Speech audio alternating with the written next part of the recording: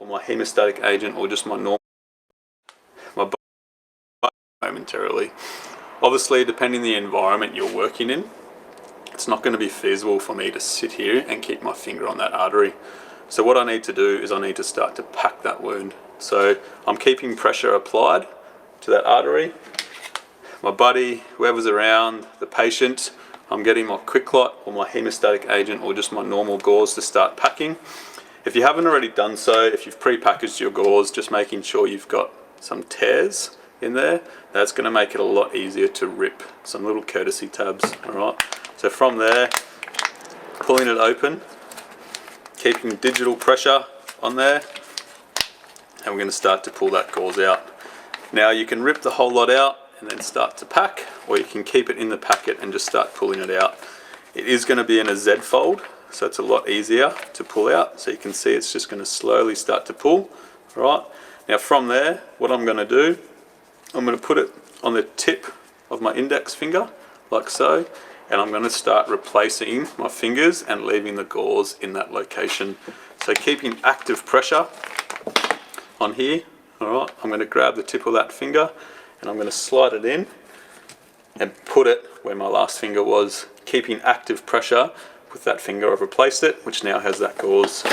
Now from here, I'm going to start pulling that out and just follow that whole process until all that gauze is gone and that whole wound is completely packed. Keeping pressure directed in the way of where that bleed is coming from.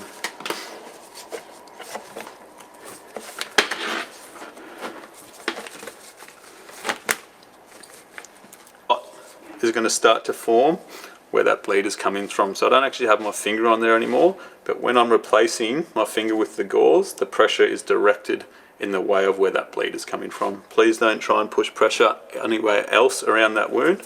We're going all the way back until that wound is completely filled up.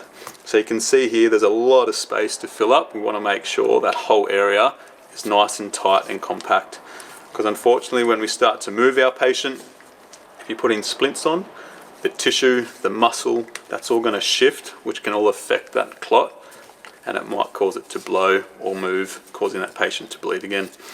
So it's really important that when we're doing this packing, that we're physically and visibly looking to make sure there's no blood pooling from underneath. Right? If we can see blood pooling from underneath, that's going to indicate that we've missed that artery and it's going to continue to bleed. So even though that wound is now completely full, I'm still packing around the edges there to make sure that that gauze cannot slip into those spaces around the area. Once you've done that, we're keeping active pressure on there. Alright.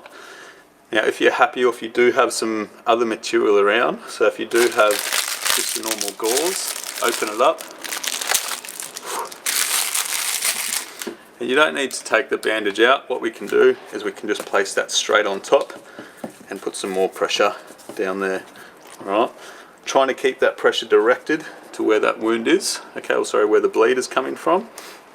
And we want to hold it there for a minimum of 3 minutes. Okay, now if your patient is able and willing, we can get them to do it while we start to get our other bandages ready to wrap it up. Alright, because again, we can't just sit here with our fingers in the wound forever. We want to be able to move our patient as well as keeping everything nice and tightly compact. Alright. At that end of that 3 minutes, alright, if you're happy you can't see any pooling coming from underneath, we can just ever so gently just pull the sides of that wound outwards, and again we're just making sure that we haven't missed any bleeding coming from underneath. Please, if you see active bleeding coming up from underneath, that wound is still bleeding, so we need to make sure that we go back and we rectify that problem. By just shoving more gauze on top, okay, it just means that we're applying pressure to the area, we're not applying direct pressure to where that artery is bleeding from. Alright,